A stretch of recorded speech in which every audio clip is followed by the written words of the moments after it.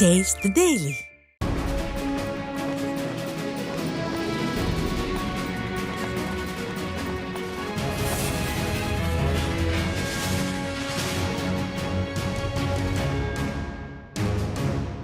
திருவண்ணாமலை மாவட்டம் தென் மகாதேவமங்கலத்தில் மழைநீரால் பாதிக்கப்பட்ட மக்களை அதிமுக சட்டமன்ற உறுப்பினர் நேரில் சந்தித்து ஆறுதல் கூறினார். கடந்த 5 நாட்களாக பெய்து வரும் கனமழையால் தென் மகாதேவமங்கலம் பகுதியில் உள்ள ஏரி நிரம்பி உபரி நீர் வெளியேறும் கால்வாயை ஸ்டாலின் அரசு தூர்வாராததால் வீடுகளுக்குள் தண்ணீர் புகுந்தது. இதனால் 2 வீடுகளின் சுவர் இடிந்து விழுந்ததுடன் 20க்கும் மேற்பட்ட வீடுகளில் இருந்த பொருட்கள் தண்ணீரில் அடித்து செல்லப்பட்டன. இதனை அறிந்த முன்னாள் அமைச்சரும் சட்டமன்ற உறுப்பினருமான அக்ரி கிருஷ்ணமூர்த்தி நேரில் சென்று பொதுமக்களுக்கு ஆறுதல் கூறியதுடன் நிவாரண உதவிகளையும் வழங்கினார்.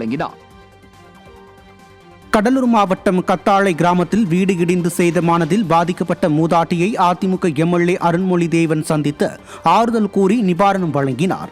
சில தினங்களுக்கு முன் பெய்த மழையில் வீட்டின் உள்பக்கம் ஓடுகள் இடிந்து விழுந்ததில் உறங்கிக் கொண்டிருந்த மூதாட்டி ருக்குமணிக்கு காயம் ஏற்பட்டது.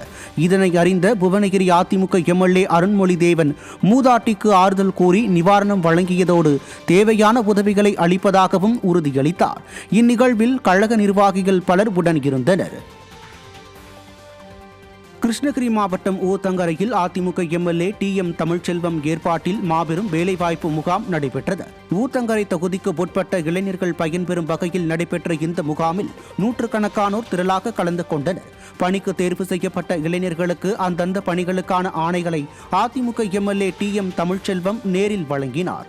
அப்போது கழக நிர்வாகிகள் பலரும் உடன் இருந்தனர்.